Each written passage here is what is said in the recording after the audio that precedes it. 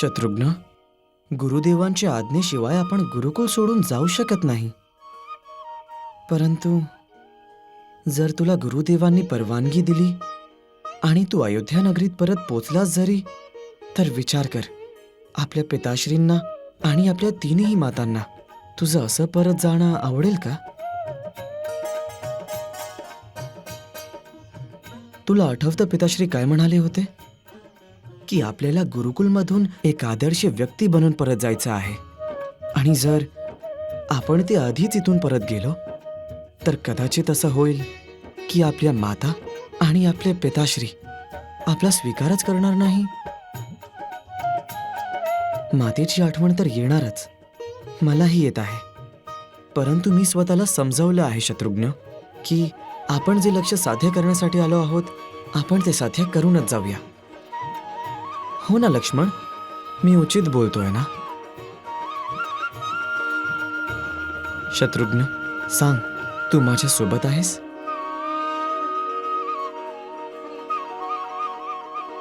इतक्या कमी वयात एवढे चांगले विचार. राम खूप समजूतदार आहे. उद्यापासून आपल्या शिक्षणास प्रारंभ होणार आहे.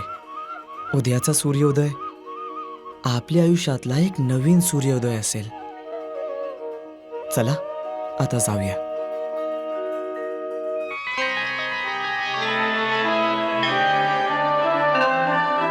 विद्या की देवी सरस्वती मातः, विद्याकांक्षी नमन करे तव प्रातः. या कुंदेन्दु तुषार हार धवला, या शुभ्र वस्त्रावृता,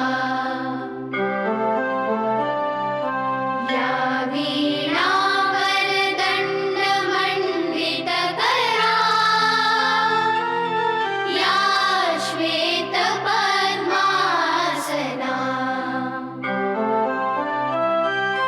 या ब्रह्माच्युत शङ्कर प्रभृतिभिः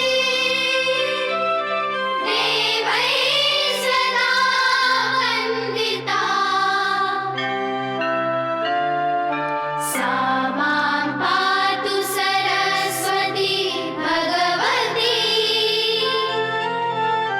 निःशेष जाड्यापहा, निःशेष जाड्यापहा.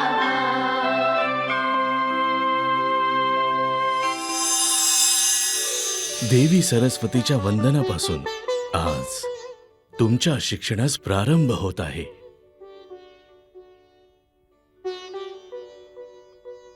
शिक्षणाचे भवन जेव्हा संस्काराच्या पायावर उभे राहत असते, तेव्हाच त्या शिक्षणाचा प्रभाव दृष्टीस पडत असतो.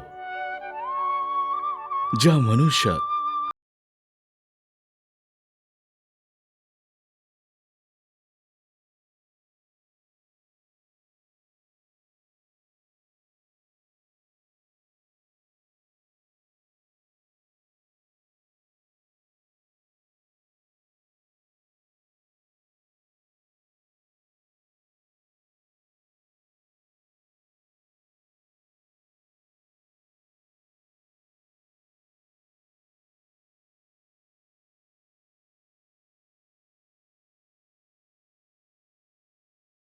जाते आणि हेच संस्कार मनुष्याला परिवाराकरिता, समाजाकरिता आणि देशाकरिता योग्य बनवत असतात.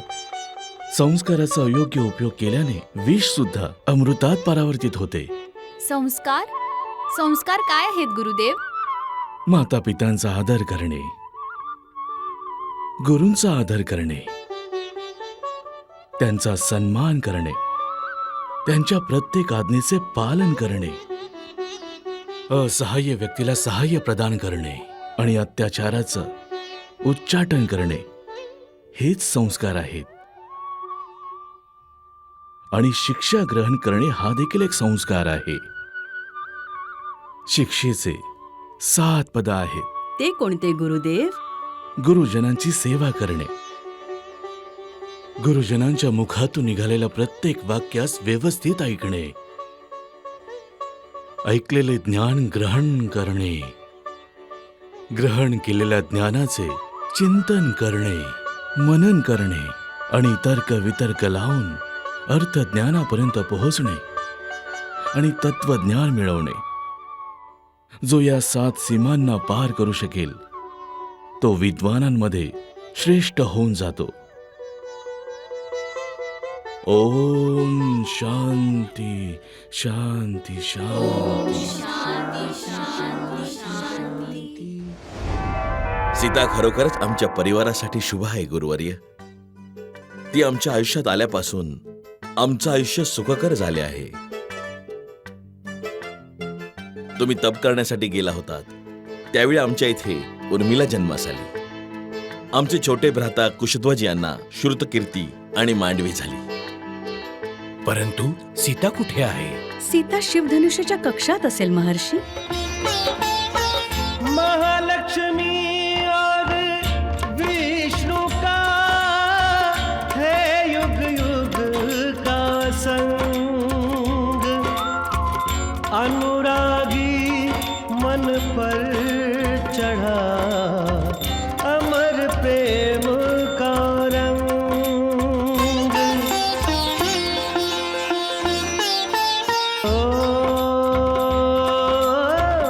सिए को जाने क्या याद आए,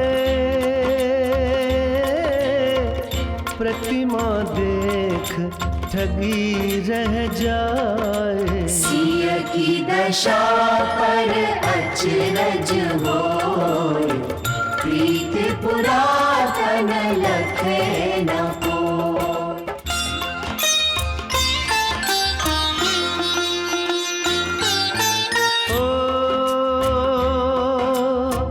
प्रभु आश्रम के नियम निभाए, शिष्य सुलभ करे सब सेवाएं, भुवन बुहारे लाए वीर, गौओं को स्नान कराए रघुवीर.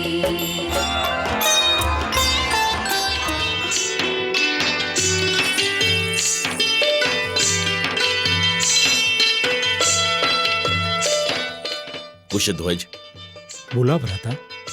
सांकाशी नगराचे राजा कुशधन्वा आजचे विशेष अतिथी आहेत. ठाऊक आहे. त्यांची विशेष काळजी घ्या. आसन ग्रहण करा.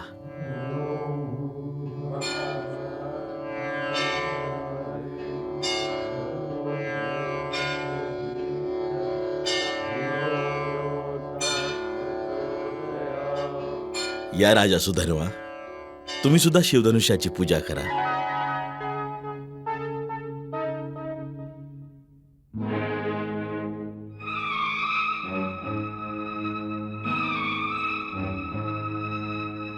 महाराज, तुम्ही मला शिवधनुष्य पूजेमध्ये सम्मिलित व्हायला बोलवलं. मी तुमचा मान ठेवला. मी आलो, परंतु माझा उद्देश पूजेत सम्मिलित व्हायचा नव्हता. मी तर हे शिवधनुष्य माझ्यासोबत माझ्या नगरात नेण्यासाठी आलोय. गेल्या 5 वर्षांपासून तुमची मिथिला नगरी सोडून इतर नगरांमध्ये दुष्काळ पडलेला आहे. फक्त तुमची नगरीच सुजलाम सुफलाम आहे. मी अनुमान लावलेला आहे. याचं एकमात्र कारण हे पवित्र शिवधनुष्य आहे. या पवित्र शिवधनुष्यामुळेच तुमची मिथिला नगरी समृद्ध आहे. आता मी माझी साकांश नगरी समृद्ध करण्यासाठी हे तिकडे घेऊन जाईन. तुम्ही हे शिवधनुष्य घेऊन जाऊ शकाल? महर्षी, तुम्हाला माझ्या क्षमतेवर संदेह आहे का?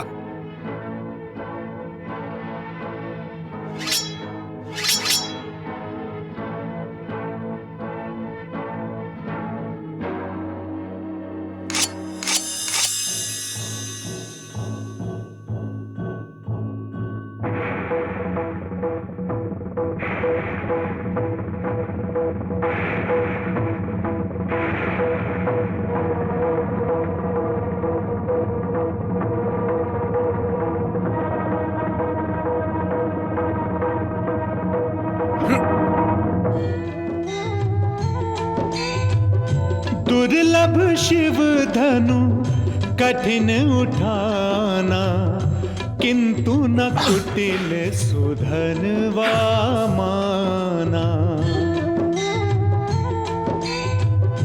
बलपूर्वक बहुबार उठाया, धनुष गया किंचित न हिलाया।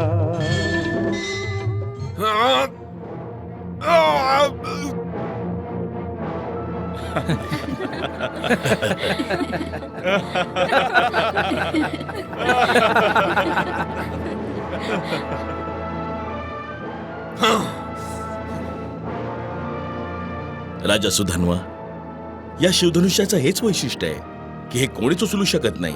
मग तुम्ही मला आधी का नाही सांगितलं? आम्ही तर तुम्हाला आधीच सूचित केलं होतं.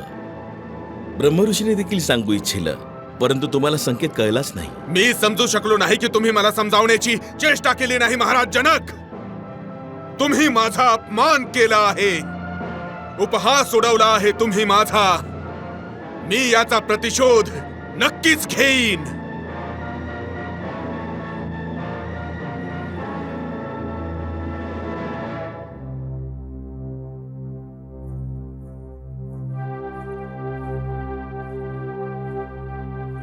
स्वामी, एवढ्या विवंचनेत का आहात? सुनैना, आम्ही कधीच कोणाला शत्रू मानलं नाही, कोणाशी शत्रुता देखील ठेवली नाही. तरी देखील कुठल्याही कारणाविना, अपराध केल्याविना राजा सुधन्वा आमचे शत्रू झाले. आम्ही याच कारणाने विवंचनेत आहोत. जेव्हा राजा सुधन्वांना त्यांच्या कृतीचे स्मरण होईल तेव्हा ते स्वतः तुमच्याकडे क्षमायाचना करतील. तसेही राजा सुधन्वांनी आपला अपमान नाही केलाय.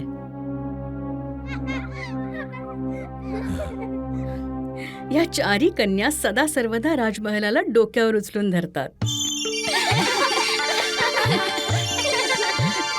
आम्हास आम्हास आम्हास मला आम्हास द्या.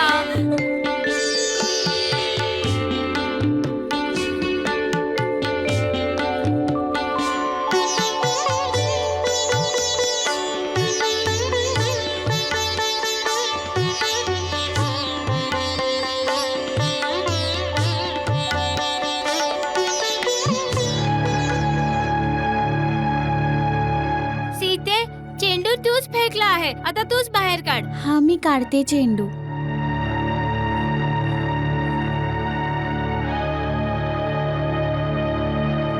तुम्ही तिथे उभ्या राहून काय बघत आहात?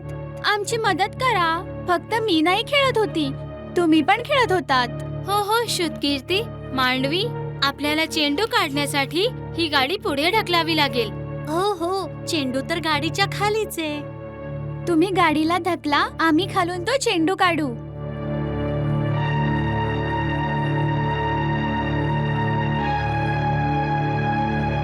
थांबा.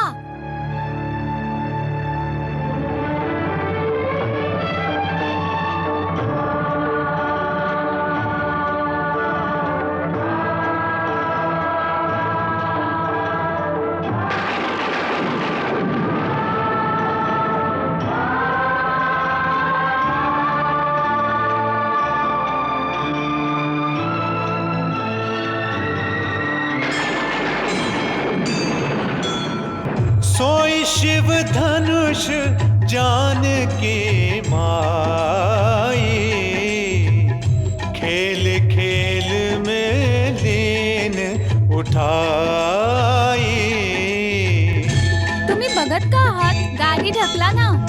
चाहे सुधनवा पर्वत जाना, सीता को सोई सुमन समाना.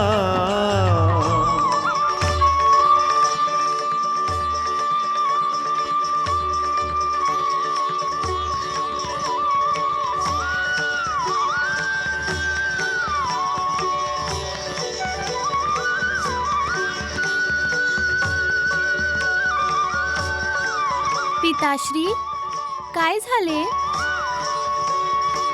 तुम्ही दोघे एवढे चकित का झाला आहात? आम्ही चेंडू खेळत होतो. खेळू?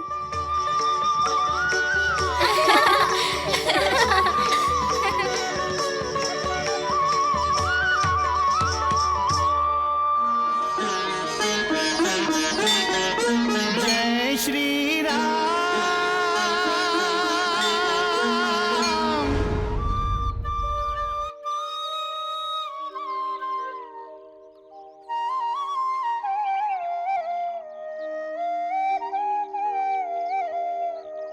जेव्हा सूर्योदय होतो तेव्हा आपण सूर्यवंदना करतो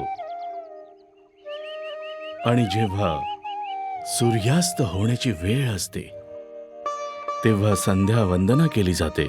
संध्या वंदना करण्या अगोदर पवित्रकरण विधी केली जाते.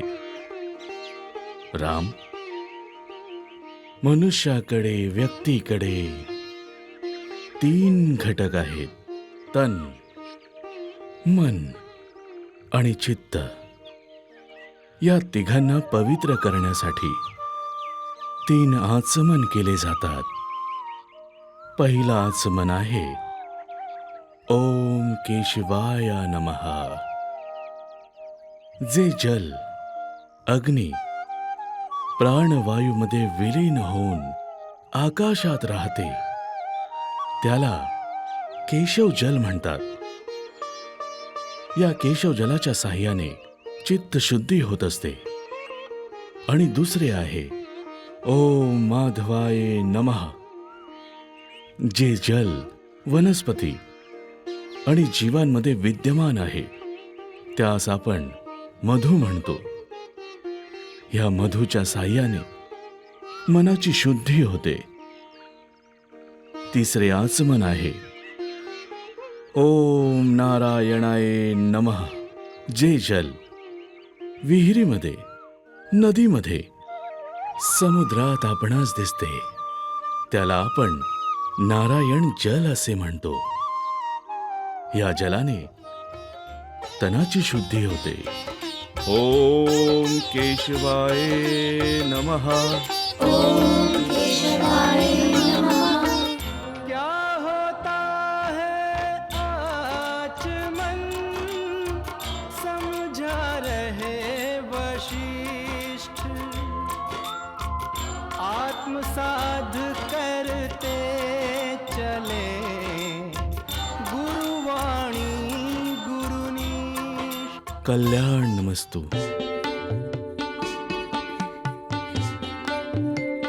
सीता, रात्र झाली आणि माता, तुम्ही असंच बोलत राहिला तर ते तिघी आम्हास पकडतील.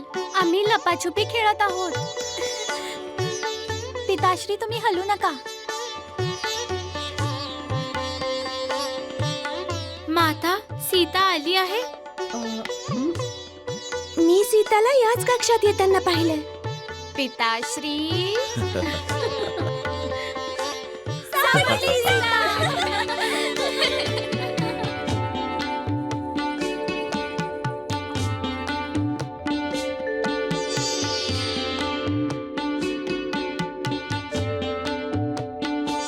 सीतेने आपलं आयुष्यच बदललंय सुनैना. हो, राजा सुधन्वा ज्याला शिवधनुष्याचा प्रताप समजत आहेत, आपल्या राज्याच्या सुखसमृद्धीचं श्रेय आपल्या कन्ये सीतेला जातं. 5 वर्षांपूर्वी आपल्याला सीता मिळाली आणि या 5 वर्षात मिथिला नगरीत कधीच कोणत्या गोष्टीचा अभाव निर्माण झाला नाही. यासाठी सीतेबद्दल आम्ही चिंतेत आहोत. ते कशासाठी स्वामी? मनात सीतेच्या विवाहाबद्दल विचार येत असतात की सीतेला योग्य पती मिळावा.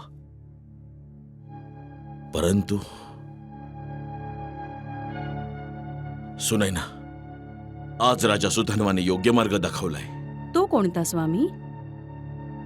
सीतेला योग्य पती मिळणार सुनैना, जो वीर शिवधनुष्याला उचलून त्यावर प्रत्यंचा चढवेल तोच सीतेचा पती असेल.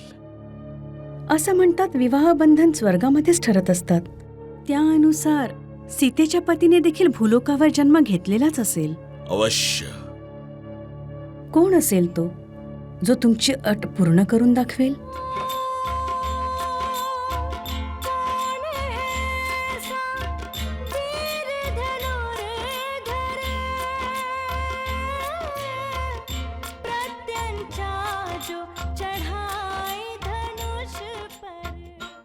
तुम्ही सर्व गुरुकुलात येण्या अगोदर बाण चालवणे शिकला असाल, परंतु फक्त बाण चालवणे धनुर्विद्येचे आत्मसाध्य करण्याचे लक्ष्य नाही. जेव्हा आपण धनुष्यावर बाण चढवतो तेव्हा आपल्या मनात काही प्रश्नांची उत्तरं नक्की असली पाहिजे. जसे की आपण बाण कोणावर चालवत आहोत आणि कशासाठी चालवत आहोत, आणि आपले लक्ष काय आहे. काय आपण आपल्या धनुर्विद्येचा उपयोग किंवा प्रयोग समाजाच्या हितासाठी करत आहोत की नाही. आपण ज्या व्यक्तीवर बाण चालवणार आहोत ती व्यक्ती आपली शत्रू आहे, आपल्या धर्माचा, समाजाचा किंवा आपल्या देशाचा तो शत्रू आहे. जेव्हा आपल्याला या सर्व प्रश्नांची उत्तरं मिळतील त्यावेळी आपण कधीही बाण चालवताना विचलित नाही होणार. आपण एकच निर्णय घेऊन बाण सोडत असतो. हे बघा, तुमच्या समोर एक पुतळा दिसत आहे. हा अधर्मी आहे, अनाचारी आहे. त्याचा वध करणे अति आवश्यक आहे. शत्रू, तू कोणावर बाण चालवशील? त्या पुतळ्यावर. लक्ष्मण, मी माझ्या धनुर्विद्येचा उपयोग शिक्षणासाठी करत आहे. भरत गुरुदेव, माझं लक्ष आहे तुमच्याकडून धनुर्विद्या शिकावी. आणि राम, तू?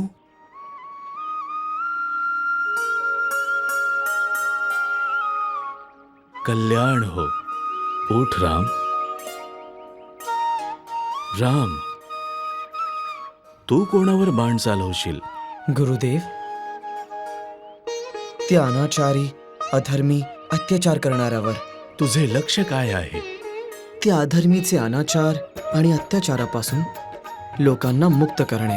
राम, काय तू तुझ्या धनुर्विद्येचा प्रयोग समाजाच्या हितासाठी करत आहे? गुरुदेव, त्या अत्याचारी, अधर्मीचा वध झाल्यानंतर समाज भयमुक्त होईल. राम, तू ज्या व्यक्तीवर बाण चालवत आहेस काय तो तुझा शत्रू आहे? अनाचारी आणि अधर्मी कुण्या एकाचा शत्रू नसतो. तो तर पूर्ण समाजाचा, धर्माचा आणि देशाचा शत्रू असतो. आणि त्याला उचित दंड देणं प्रत्येकाचा कर्तव्य आहे. राम, भविष्यात तू महान धनुर्धारी बनशील. आता मला सांग, तुला नक्की काय करायचंय? त्या अत्याचारीचं दमन.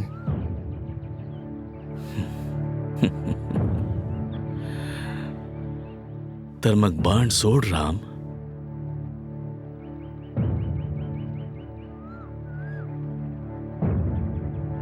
राम, जर तुला तुझ्या शत्रूंना दुसरी संधी नाही द्यायची आहे त्यासाठी त्याचे मर्म भेदन अति आवश्यक आहे. त्याकरिता संपूर्ण शक्तीने तुझा बाण धनुष्यातून अशा गतीने निघायला हवा की त्याच्या वेगाने वायू सुद्धा लज्जित होऊन जाईल.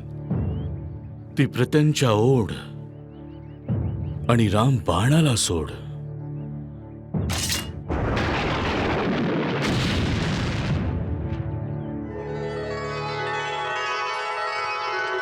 कल्याण. राम के संग ही तीनों भ्राता रातों को भी रहते जागे. दैनिक चर्या करके समाप्त वो पशुधन की सेवा में लागे. नेह के संग ने सहराते, नेह के संग ने सहलाते, भोजन रख कर उनके आगे. ऐसा भाग्य मिला किनको जिन्हें राम दुलार मिले बिन मांगे. गुरुदेव मला भीती वाटत आहे. शत्रुघ्न, कोणत्याही परिस्थितीत तुझा नेम चुकता कामा नये. त्यासाठीच मी तुझ्याकडून अभ्यास करून घेत आहे. भीतीचा त्याग कर शत्रुघ्न आणि बाण सोड.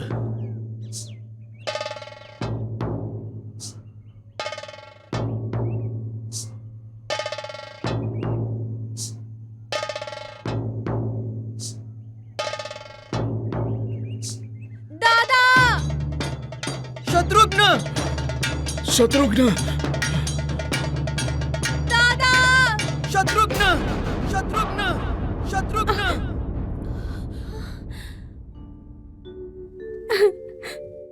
सुमित्रा, रडू नका.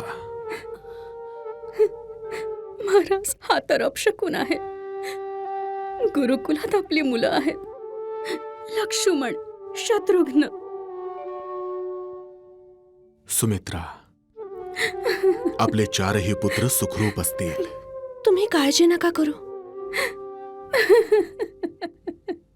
महर्षी वशिष्ठ स्वतः विद्यार्थ्यांची काळजी घेतात. हो सुमित्रा, त्यांच्यासाठी गुरुकुलातील प्रत्येक विद्यार्थी अगदी त्यांच्या पुत्रासमान आहे.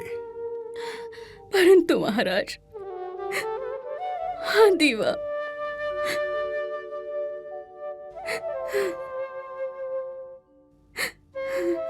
हे बघा सुमित्रा, हा दीपक अजूनही जळतोय.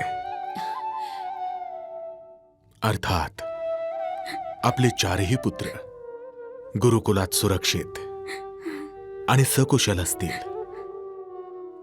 घ्या.